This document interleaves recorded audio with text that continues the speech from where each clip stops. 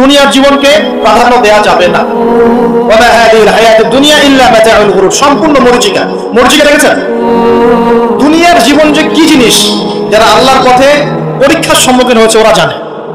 মানে কিচ্ছু না, মানে মুহূর্তে আল্লাহ পাক ইহকাল পরকালের ফয়সালা করে ফেলবে। আমরাও বুঝবো, এটা আমরা বুঝবো না এমন নয়। ইয়াং ছেলে রাস্তায় যাচ্ছে, বাইক নিয়ে খুব দাবড়ানি দিচ্ছে, আছে না? হঠাৎ অ্যাক্সিডেন্ট, ডেড, স্পট ডেড। এটা দুনিয়ার জীবনটা। সারা জীবন দুনিয়ার পিছনে ছুটেছে, শেষ বয়সে হতাশ, কিছুই পেলাম না। পাবে না, কারণ আল্লাহর পথে না চললে শেষ বয়সে কেউ কিছু পাবেন না। যন্ত্রণা, হতাশা, গ্লানি ছাড়া। তখন দেখবেন আত্মহত্যা করে শেষ, ডেড। দেখবেন অনেক প্রতাপশালী বাচ্চা বড় বড় লেকচার দিচ্ছে, হঠাৎ রাস্তায় হাঁটতে হাঁটতে ডেড। সারাদিন রাত জেনা করেছে, মদ খেয়েছে, জেনা ছড়িয়েছে সমাজে, নগ্নতা অশ্লীলতা ছড়িয়েছে, ভাইরাস মহামারী দিয়ে শেষ। দুনিয়ার জীবন কি জীবন? চোখের সামনে অহরহ এগুলো ঘটনা দেখছি আমরা। যাচ্ছে খুব সাদাল্লাদ করে, বর বিয়ে করতে যাচ্ছে, কার অ্যাক্সিডেন্ট, শেষ, ডেড। কিছু সাহাবী তো এমনও ছিলেন, বদরের যুদ্ধ করতে এসেছেন, হাতের মধ্যে কিছু খেজুর আছে, খেজুর খাচ্ছেন, খোরমা খেজুর খাচ্ছেন। তখন নবী সাল্লাল্লাহু আলাইহি ওয়াসাল্লাম দাঁড়িয়ে ভাষণ দিচ্ছেন যে ওয়াসাবিকু ইলা মাগফিরাতিন মির রাব্বিকুম ওয়া জান্নাহ। ওই যে আয়াতটা আছে, তোমরা এগিয়ে চলো তোমাদের রবের ক্ষমার দিকে এবং জান্নাতের দিকে। আরদুহা কাআরদুস সামাই ওয়াল আরদ, যার প্রশস্ততা আসমান এবং জমিনের সমান। সাহাবী খেজুর খেতে খেতে খেজুরটা ফেলে দিলেন। আরেকজন সাহাবী জিজ্ঞাসা করলেন যে খেজুরটা ফেলে দিলেন কেন? তিনি বলছেন এই খেজুরগুলো খেতে অনেক সময় লেগে যাবে। নবী সাল্লাল্লাহু আলাইহি ওয়াসাল্লাম এমন কথা বলেছেন, এটা শোনার পরে আমি আর এক সেকেন্ড নষ্ট করতে যাচ্ছি না। খেজুর ফেলে দিয়ে যুদ্ধে ঝাঁপিয়ে পড়লেন, দেন শহীদ হয়ে জান্নাতে চলে গেলেন। তারাও তো মৃত্যুর স্বাদ গ্রহণ করেছেন, তাই না? সুমাইয়া রাদিয়াল্লাহু আনহা, আবু জাহেল তাকে নির্যাতন করছে, তার লজ্জাস্থানে বর্ষা ঢুকিয়ে দিয়ে, চিন্তা করতে পারেন, লজ্জাস্থানে বর্ষা নিক্ষেপ করে হত্যা করলো। সুমাইয়া রাদিয়াল্লাহু আনহা দেখতে কালো বর্ণের, চেহারা সুন্দর নয়, হয়তো আপনার মতো সুন্দর নয়, জান্নাতে এখন হাসছে ইনশাআল্লাহ তাআলা। তার স্বামী ইয়াসের, আবু জাহেল তাকে পিটাতে মেরে ফেললো, সে মারা গেল, শহীদ হয়ে গেল। অনেক উলামায়ে কেরামকে, ইমাম, মুজতাহিদ, মুহাদ্দিস দেখবেন সারাটা জীবন এত মেহনত করেছেন দিনের জন্য, বিয়ে শাদী করার সময় পান নাই, এমনও আছেন ইমাম এবং মুহাদ্দিস। জীবন তো তাদেরও ছিল। শুধু সাহাবী কেন, তাবেঈদের দিকে তাকান, তাবেঈন তাকান, আমাদের চার ইমামের দিকে তাকান। আবু হানিফা রাহিমাহুল্লাহ শেষ বয়সে জেলখানায়, কথিত আছে 20 প্রয়োগে তাকে হত্যা করা হয়েছে। তার টাকা অভাব ছিল না, তিনি কিন্তু আমার মতো হতদরিদ্র ছিলেন না। আল্লাহ পাক তাকে সম্পদ দিয়েছিলেন, সমস্ত সম্পদ বিলিয়ে দিয়েছেন দিনের জন্য। ইমাম শাফিঈ রাহিমাহুল্লাহ, তার দিকে তাকান। আহমদ বিন হাম্বল রাহিমাহুল্লাহ, তার দিকে তাকান। তাকে পিটানো হচ্ছে আর বাগদাদের রাস্তায় ঘোরানো হচ্ছে, কারণ সমাজের মানুষ ফতোয়া দিয়েছে একটা, তিনি ফতোয়া দিয়েছেন আরেকটা। ওই যে হিল্লা প্রথা, ঠিকা বিবাহ নিয়ে তিনি বলছেন, ই'লামু ইয়া আহলা বাগদাদ, হে বাগদাদের মানুষরা জেনে রাখো যে আমি কোশ্চিনকালেও এই প্রথাকে জায়েজ করলাম না। তোমরা চিনে রাখো যে আমার নাম আহমদ। জীবন তাদেরও ছিল। ইমাম মালিক রাহিমাহুল্লাহ, তাকে এত মার দেওয়া হয়েছিল, হাত বাঁধতে পারতেন না নামাজের মতো, নামাজে হাত বাঁধতে পারতেন না। সাহাবীরা থেকে নেন, তাবেঈ থেকে নেন, তাবেঈ থেকে নেন, মুজতাহিদ ইমাম থেকে নেন, দুনিয়ার জীবন তারাও কিন্তু ভোগ করেছেন, আর আমরাও ভোগ করছি। আমাদের ভোগের সিস্টেমটা দেখেন, তাদের ভোগের সিস্টেমটা দেখেন। আমরা বাঁচছি দুনিয়ার জন্য, তারা বেঁচেছে পরকালের জন্য। আমরা দুনিয়ায় বাঁচছি দুনিয়ার জন্য, দুনিয়ার একটা চাকরি, একটা ব্যবসা, একটা পরিবার, একটা স্ট্যাটাস, বাড়ি গাড়ি, টাকা কড়ি, সম্পত্তি, এগুলোর জন্য। কিন্তু তারা বেঁচেছেন আল্লাহর জন্য, পরকালের জন্য। যে ব্যক্তি দুনিয়ার জন্য দুনিয়া করে, আল্লাহ পাক তাকে ইহকাল পরকাল দুটোই নষ্ট করে দিবেন। যে ব্যক্তি পরকালের জন্য দুনিয়া করবে, আল্লাহ পাক তাকে দুনিয়া গুছিয়ে দিবেন, আখিরাতে গুছিয়ে দিবেন ইনশাআল্লাহ। প্রথম কথা হচ্ছে যে দুনিয়ার জীবনকে প্রাধান্য দেওয়া যাবে না। দুনিয়ার জীবনে প্রতিটা কাজ আপনি একটা উদ্দেশ্যই করবেন, সেটা হচ্ছে আল্লাহ সন্তুষ্ট। বিয়ে শাদী করেছি কেন? আল্লাহর জন্য। পরিবার গঠন করেছি কেন? আল্লাহর জন্য। সন্তান নিয়েছি কেন? আল্লাহর জন্য। দিন শিখেছি কেন? ইলম শিখেছি কেন? আল্লাহর জন্য। চাকরি কেন করি? আল্লাহর জন্য। প্রতিটা কাজ ইবাদত হবে যদি আপনি মুহাম্মদ সাল্লাল্লাহু আলাইহি ওয়াসাল্লামের তরিকা মেনে চলেন। ওয়া মা খালাকতুল জিন্না ওয়াল ইনসা ইল্লা লিয়াবুদুন, শুধুমাত্র ইবাদত করার জন্যই আল্লাহ পাক জিন এবং মানুষ জাতিকে সৃষ্টি করেছেন। আপনাকে আল্লাহ পাক এই হায়াতটা দিয়েছেন। এখন বাকি সময়টা চিন্তা করেন, আগামী 30-40 বছর কিভাবে কাটাতে চান? দুনিয়ার জন্য বাঁচবেন না আল্লাহর জন্য বাঁচবেন? যদি আল্লাহর জন্য বাঁচতে চান, সর্বশেষ হেদায়েত আল কোরআন এবং সর্বশেষ নবী মুহাম্মদ সাল্লাল্লাহু আলাইহি ওয়াসাল্লাম, এর বাইরে কিচ্ছু নাই ভাই। সারা দুনিয়ার মানুষ মিলে যদি বলে যে কোরআন সুন্নাহর মধ্যে আছে সুদ হারাম, কিন্তু সুদ হালাল, হালাল হালাল, কোশ্চিনকালে হালাল হবে না। সারা দুনিয়ার মানুষ একটা মাঠে যদি এসে বলে সুদ হালাল, সুদ ভালো, কোশ্চিনকালে হালাল হয়ে যাবে না, হারামই থেকে যাবে। সারা দুনিয়ার মানুষ যদি বলে পর্দা করার দরকার নাই, এটা সেকেলে সেকেলে সেকেলে, এটা সেকেলে হয়ে যাবে না, এটা ফরজ থেকে যাবে। কিচ্ছু নাই কোরআন সুন্নাহর বাইরে, কিচ্ছু নাই। যা আছে দেখছেন বোগাস, যার কোনো ভিত্তি নাই, মানুষের মন গড়া পবিত্র অনুসরণ। এখন আপনি যখন কোরআন এবং সুন্নাহর কাছে আসতে চাইবেন, তখন কিন্তু আপনি চতুর্দিক থেকে বাধা পাবেন। এই পথ চলাটা এত সহজ হবে না। হ্যাঁ, কাদের জন্য সহজ হবে? যারা প্রোটেস্ট্যান্ট মুসলিম হবে। কি মুসলিম? প্রোটেস্ট্যান্ট মুসলিম। এটা কেমন? মানে ওটাও ঠিক এটাও ঠিক, সুদ খেলেও হয় না খেলেও হয়, পর্দা করলেও হয় না করলেও হয়, নামাজ পড়লেও হয়, মাঝে মাঝে ছাড়লেও হয়, যাকাত দিলেও হয় না দিলেও হয়। মডারেট প্রোটেস্ট্যান্ট মানে কোরআন সুন্নাহয় যা আছে এগুলো খুব কঠিন মনে হয়, এটা মৌলবাদী মৌলবাদী মনে হয়, এগুলো মানলে তো এই যুগে চলা যায় না, এগুলো ওই যুগের জন্য, এরকম ধর্ষণে যারা চিন্তা করবে তাদেরকে কষ্ট পেতে হবে না। তারা দেখবেন কষ্ট না করেই দুনিয়ার জীবন কাটিয়ে দিচ্ছে, ওদের কোনো বাধা বিপত্তি আসবে না। আপনি যখন কোরআন সুন্নাহকে আঁকড়ে থাকবেন, কেমন করে আঁকড়ে থাকবেন? মারির দাঁত দিয়ে কামড়ে থাকবেন, নবীজি বলেছেন। মারির দাঁত দিয়ে কামড়াতে বলেছেন, সামনের দাঁত দিয়ে কামড়ালে ছটকে যাবে, টান দিলে ছিঁড়ে যাবে। মারির দাঁতে কামড় দিলে টান দিলে সহজে ছিঁড়বে না। এভাবে থাকলে আপনার মাথা আসবে।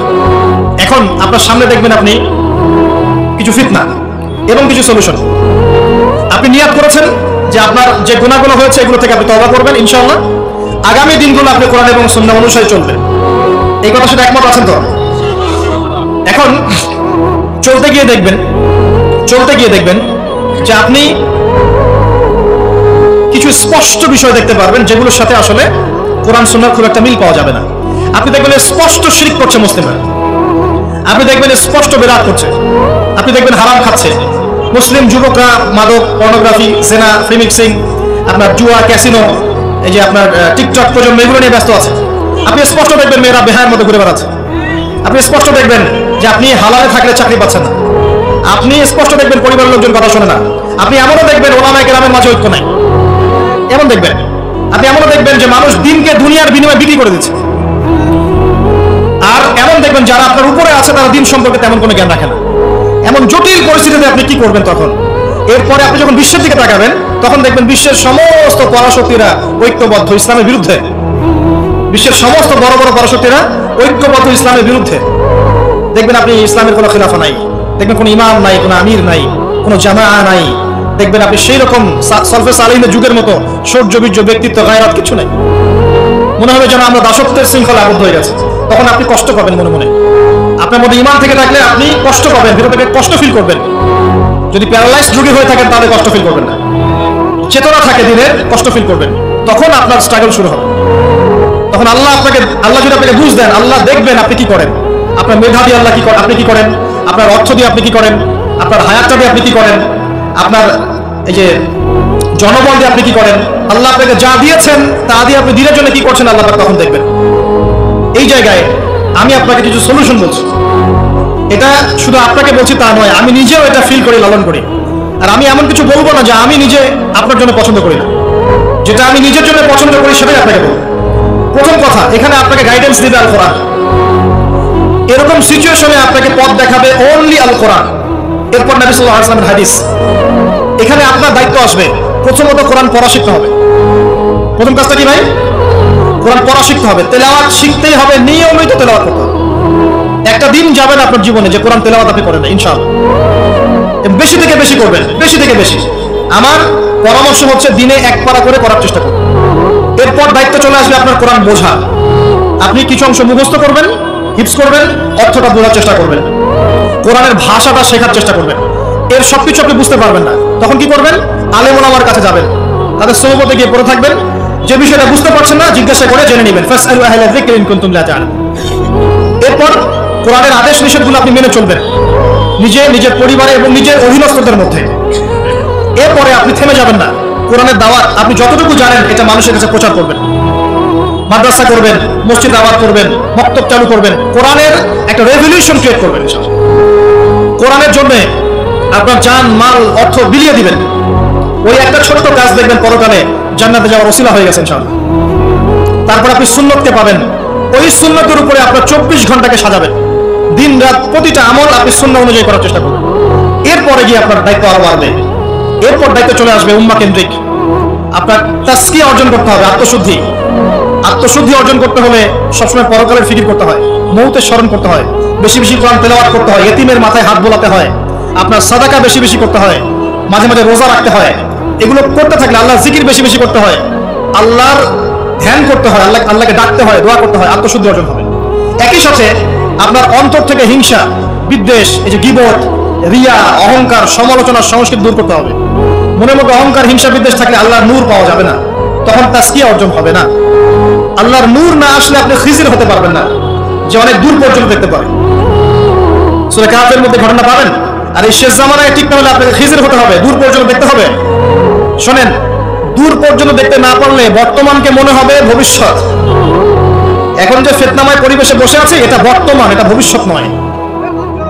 একটা কথা বলেছিলাম বেশ কয়েক বছর আগে যে আপনার এমন একটা সময় আসতে যাচ্ছে যখন ক্যাশলেস সোসাইটি থাকবে, মানে কাগজের টাকাটাও থাকবে না। অনেক দিন আগের কথা।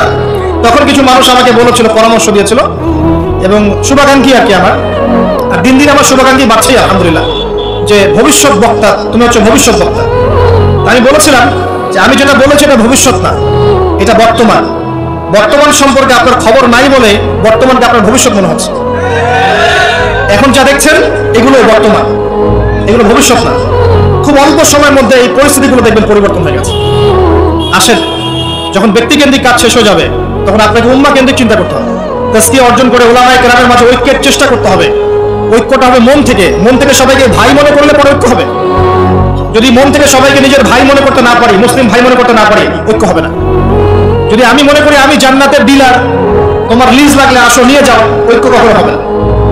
অনলাইনে যাবেন দেখবেন সারা দিন কাদা ছড়াছড়ি। আর এমন এমন বিষয়গুলোকে নিয়ে আমরা কাদা ছড়াছড়ি করছি যেগুলো নিয়ে কথা না বললেও পরকালে কিছু যায় আসবে না ইনশাআল্লাহ। এমন এমন ইস্যু নিয়ে আমরা কাদা ছড়াছড়ি করি যেগুলো নিয়ে কথা না বললেও আমার জান্নাত জাহান্নামের ফয়সালা হবে না ইনশাআল্লাহ। এগুলো ওই বিষয় নয়, মৌলিক বিষয় নয়। আর আমরা যখন এগুলো নিয়ে ব্যস্ত থাকি, ইসলামের শত্রুরা দেখবেন ইসলামকে দমন করার আরো 10 ধাপ এগিয়ে যায়। আমরা ইন্টেলেকচুয়াল হতে পারছি না। ঐক্যের চেষ্টা করতে হবে, যার যার জায়গা থেকে করতে হবে, এবং মিসাল, দৃষ্টান্ত নিজেকে স্থাপন করতে হবে। যে নিজে যখন সবার সাথে মিশবো তখন দেখবেন মানুষ রিসিভ করে নেবে যে হ্যাঁ উনি সবখানেই আসছে, উনি সাম্প্রদায়িক চিন্তা করছে না। বিষয়গুলো হচ্ছে উম্মাহ কেন্দ্রিক চিন্তা করতে ঐক্যের বিকল্প নাই। আর এই রেসপন্সিবিলিটি আমার মতো দায়ীদের নয়। মূলত এই রেসপন্সিবিলিটিটা হচ্ছে মূলত উলামায়ে কেরামের। তারা যখন একত্রিত হবেন, ঐক্যবদ্ধ হবেন, তাদের মধ্য থেকে দেখবেন একজন আমির বের হয়েছে, এবং তিনি যখন নেতৃত্ব দিবেন তখন জনগণ তার পিছনে তাকে ফলো করবে। ধর্মতাত্ত্বিক নেতৃত্বের কথা বলছি আমি। ধর্মতাত্ত্বিক নেতৃত্ব কি পলিটিশিয়ান দিতে পারবে? কারণ পলিটিশিয়ানদের কাছে কি ধর্মের সব জ্ঞান থাকে? স্বাভাবিক থাকবে না, কারণ তারা পড়াশোনা করেননি এইভাবে। তাদের কাছে পলিটিক্সের জ্ঞান আছে। আপনি ধর্মতাত্ত্বিক ঐক্যের কথা বলছি, তখন ধার্মিকদেরকেই তো দায়িত্ব নিতে হবে। এবং ধার্মিকদের মধ্যে যারা স্কলার, বিজ্ঞ বরেণ্য ওলামায়ে কেরাম, তাদের মধ্যে ঐক্য প্রথম দরকার। অনুসারীদের মধ্যে ঐক্য দিয়ে লাভ নাই। প্রথমে ঐক্য লাগবে আগে বড় বড় লেভেলে, তারপরে দেখবেন জনগণ ছিলি আলেমকে মেনে নিয়েছে, তখন আপনি দেখবেন একটা ভালো শক্তি আপনি অর্জন করতে পারছেন।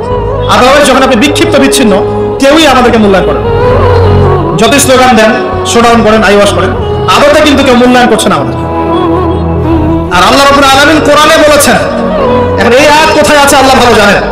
এই আয়াতের বাস্তবতা কোথায় সেটা আল্লাহ ভালো জানেন। ওয়া'তাসিমু বিহাবলিল্লাহি জামিআ ওয়া লা তাফাররাকু, এই আয়াতটা কোরআনের মধ্যে আছে। এটা কোরআনের মধ্যে আছে, আল্লাহ পাকের কিতাবের মধ্যে এই আয়াতটা আছে। ওয়া'তাসিমু বিহাবলিল্লাহি জামিআ, তোমরা আল্লাহর রজ্জুকে শক্ত করে ধরো ঐক্যবদ্ধভাবে।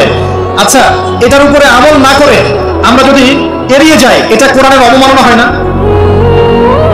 এটা কোরআনের অবমাননা হয় না? যখন কোরআনে স্পষ্ট বলা হচ্ছে তোমরা সুদ খেও না, তারপরেও খাচ্ছি, অবমাননা হয় না? আল্লাহ বলছেন জেনার ধার কাছেও যেও না, তারপরেও করছি, তখন অবমাননা হয় না?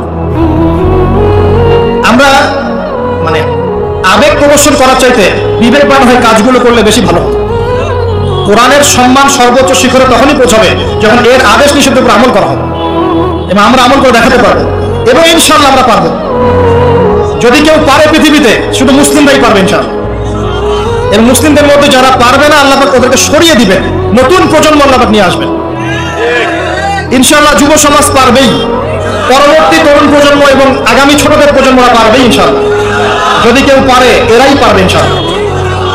ইনশাআল্লাহ দেখবেন আমাদের মতো মানুষদেরকে দিয়ে যদি কাজ না হয়, আল্লাহ পাক আমাদেরকে সরিয়ে দিবেন, দিয়ে এমন এমন মানুষ আল্লাহ পাক তৈরি করবেন যারা এই চেয়ারগুলোতে বসবে, বসে কোরআন সুন্নাহকে হাতে নিয়ে বিশ্বকে নেতৃত্ব দেবে ইনশাআল্লাহ। আসবে এক সময়, অপেক্ষা করতে থাকেন। কারণ আমরা আখিরুজ জামানের হাদিসগুলো সম্পর্কে জানি, একটা সময় চলছে মুসলিমদের ডমিনেশনের সময়, এরপর একটা সময় আসবে যখন মুসলিমরাই এই বিশ্বকে নেতৃত্ব দেবে ইনশাআল্লাহ। ইসলামই হবে এই বিশ্বের একমাত্র সুপার পাওয়ার। আল্লাহ রাব্বুল আলামিন ওই জেরুজালেম থেকেই আরো একবার কিয়ামতের আগে পুরো বিশ্বে ইসলামিক খেলাফা বাস্তবায়ন করবেন ইনশাআল্লাহ। এর প্র্যাকটিক্যালি আপনার আমার কিছু কাজ আছে, ইলম অর্জন করা আমাদের কাজ। আমাদের এত বড় বড় কাজ নাই, আমাদের যতটুকু সামর্থ্য এতটুকু কাজ আছে। আমাদের কাজ আগে ইলম অর্জন করা, আমাদের কাজ জানা অনুযায়ী আমল করা, উলামায়ে কেরামের সাথে সম্পর্ক রাখা, মাদ্রাসার সাথে সম্পর্ক রাখা, জ্ঞানের চর্চা করা, হালাকাগুলো বাড়ানো, ইমানের চর্চা করা। আমাদের কাজ পরিবারগুলোকে সংশোধন করা। যদি কথা না শোনে ছেড়ে দেন, একক পরিবার গঠন করেন। বুঝাতে বুঝাতে যদি দেখেন যে আপনার পরিবার লূতের স্ত্রীর মতো হয়ে গেছে বা নূহ আলাইহিস সালামের স্ত্রীর মতো হয়ে গেছে, তার ছেলের মতো কথা শোনে না, ছেড়ে দেন, আপনি আলাদা থাকেন। তাও ইমানের সাথে আপোষ করুন। আসহাবুল কাহফ সমাজ পরিবার সব ছেড়ে দিয়ে চলে গেছে, চলে যায় না, সব ছেড়ে দিয়ে চলে গেছে। যখন কেউ কথা শোনে না, একাই থাকতে হয় আল্লাহর রজ্জুকে ধরে। আল্লাহ পাক ইব্রাহিম আলাইহিস সালামকে বলেছেন, তুমি একাই একটা উম্মাহ, ইব্রাহিম তুমি একাই একটা উম্মাহ। তো আমাদের কিছু কাজ আছে ভাই, ইমানের চর্চা করা, ইলম অর্জন করা, উলামায়ে কেরামের সোহবতে যাওয়া, তাসকিয়া, আত্মশুদ্ধি অর্জন করা, অন্তরে আল্লাহর নূর পাওয়ার চেষ্টা করা, বেশি থেকে বেশি ইবাদত করতে থাকা, সময়টা মূল্যায়ন করা, সময়টা মূল্যায়ন করা, জীবনটা গুছিয়ে নেওয়া। কারণ আমি এখানে থাকতে আসিনি, আমি আপনি এখানে থাকতে আসিনি। আজকে থেকে 50 বছর পরে, 100 বছর পরে এখানকার একটা মানুষও বেঁচে থাকবে না। এখানে আমরা বসে আছি যারা, কেউ থাকবে না, এই বিশ্বের কোনো নেতা থাকবে না। আজকে থেকে 100 বছর পরে এই ন্যাটো, জাতিসংঘ, হাবিজাবি কিচ্ছু থাকবে না। আপনি বিশ্বের যত পরাশক্তি দেখছেন এগুলো কিচ্ছু থাকবে না। এই পৃথিবীর যে মানুষগুলো এখন বেঁচে আছে 100 বছর পরেও থাকবে না। এখন মনে হচ্ছে এরাই সব, এগুলো সব না। 100 বছর, জাস্ট 100 বছর। আরে কিয়ামতের মাঠই তো হবে 50,000 বছর। কিয়ামতের মাঠ কত বছর? এই তুলনায় 100 বছর কিছু সময়? আল্লাহর কাছে 100 বছর কোনো সময় না। 100 বছর পর কিছু থাকবে না, কোনো আমি আপনি কেউ না, আমি আপনি কেউ থাকবো না। তো এই দুনিয়ার জীবনটাকে মূল্যায়ন করেন, গুছিয়ে নেন। আপনি জীবনের প্ল্যান করেন, আগামী 5 বছর আপনি কি করতে চাচ্ছেন, কতটুকু করতে চান, কি কি সনদ অর্জন করতে চান, কোন কোন বই আপনার পড়া হয়নি। আগামী 5 বছরের মধ্যে আপনার একটা ভালো জব দরকার, কি জব করবেন আপনি, যেটা করলে আপনি হালাল খেতে পারবেন। কত বছর আপনি বিয়ে করতে যাচ্ছেন এবং বিয়ের পর আপনি কিভাবে সন্তান প্রতিপালন করবেন। যখন আপনার বয়স 50 হবে তখন আপনার ছেলের বয়স কত হতে পারে, প্ল্যান করতে হয় জীবন সম্পর্কে। এবং আমি সেভ করবো সম্পত্তি ভবিষ্যতের জন্য, কিসে সেভ করব? আমি এমন সম্পত্তি যদি সেভ করি, জমাই, যেটার মূল্য সামনে গিয়ে কমে যাবে, তাহলে আমি ঠকবো। যদি আমি এমন সম্পত্তিতে সেভ করি যেগুলোর মূল্য বাড়বে, আমি জিতবো। জীবনকে নিয়ে প্ল্যান করতে হয়। এবং এই সময়টুকুতে আমি দিনের জন্য কি করতে চাই, দিনের জন্য আমি কতটুকু করতে চাই। আমার দ্বারা কি একটা মসজিদ করা সম্ভব না? আমার দ্বারা কি একটা মাদ্রাসা করা সম্ভব না? আমি কি একটা এতিম প্রকল্প করতে পারি না? আমি কি একটা বিধবাদের প্রজেক্ট করতে পারি না? আমি কি একটা মা বোনদেরকে নিয়ে সেলাই মেশিনের কোনো প্রজেক্ট করতে পারি না? আমি কি মানব সেবামূলক কিছু কাজ করতে পারি না? ছোট্ট একটা সামাজিক সংগঠন করতে পারি না? কিছু একটা তো করতে পারি আমি। আল্লাহ পাক কি আমাকে কোনো প্রতিভা দেন নাই? আল্লাহ পাক কি আমাদেরকে কোনো প্রতিভা দেন নাই? একজন আলেম হয়ে আমি কি 100-200 ছাত্র বের করতে পারি না? একটা বড় এমন একটা প্রতিষ্ঠান কি করতে পারি না যেখান থেকে বছরে বছরে মাশাআল্লাহ বিশ্ববরেণ্য আলেমরা বের হবে, পারি না? কিছু তো পারি। আল্লাহ পাক কিছু তো শক্তি আমাকে দিয়েছেন।